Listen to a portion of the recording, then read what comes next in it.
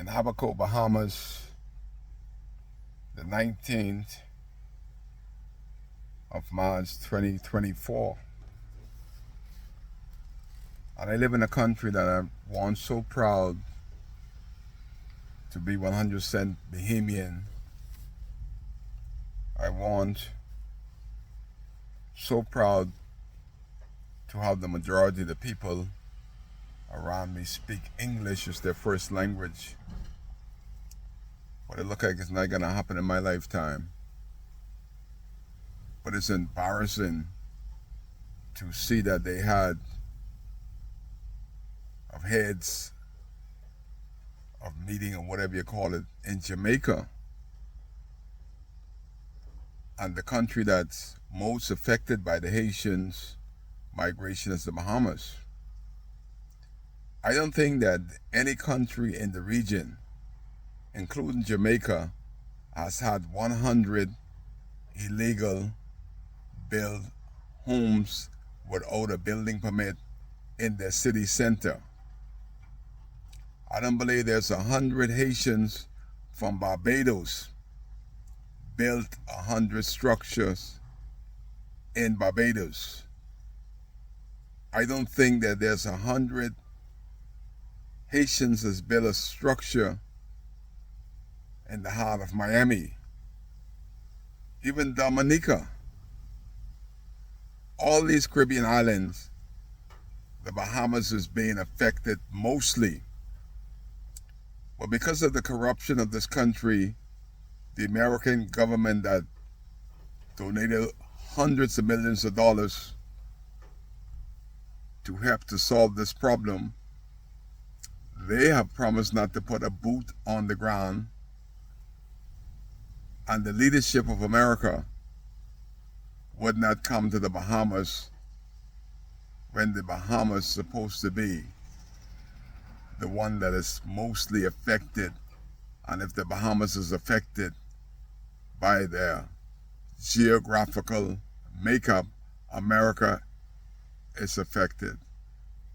But the hierarchy of America deemed the Bahamas as so corrupt that they prefer to go to our neighbors way south, Jamaica.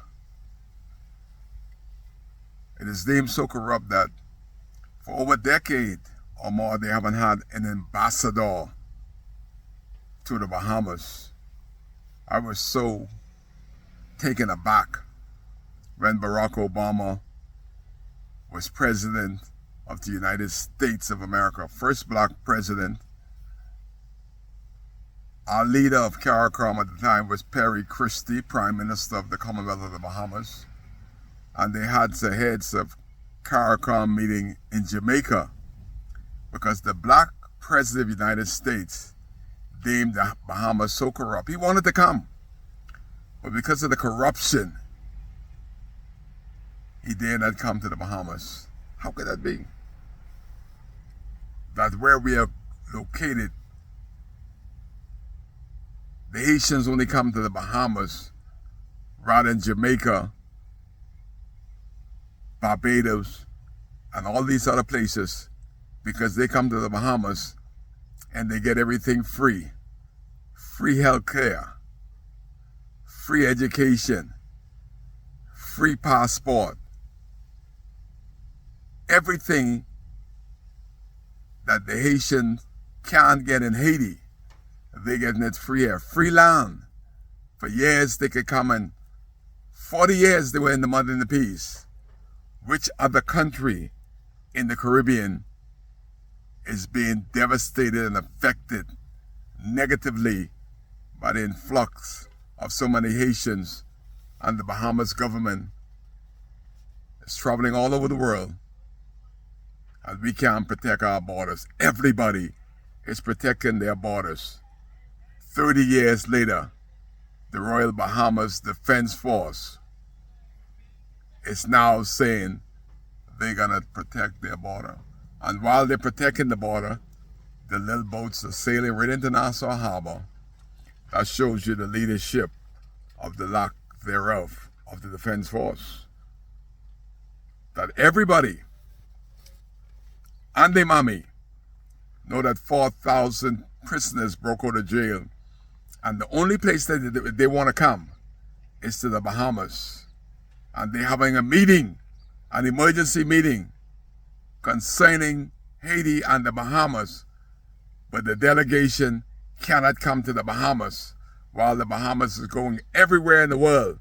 But nobody want to come to the Bahamas to have a meeting with our prime minister to speak on how they can help.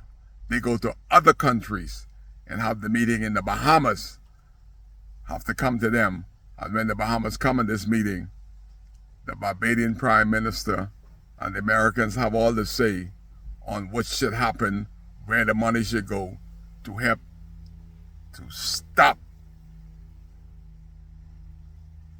the illegal migration. The Bahamas, they didn't even want to hear from the Bahamas when it's affecting us. Wow. I just said a lot because Kai still cares.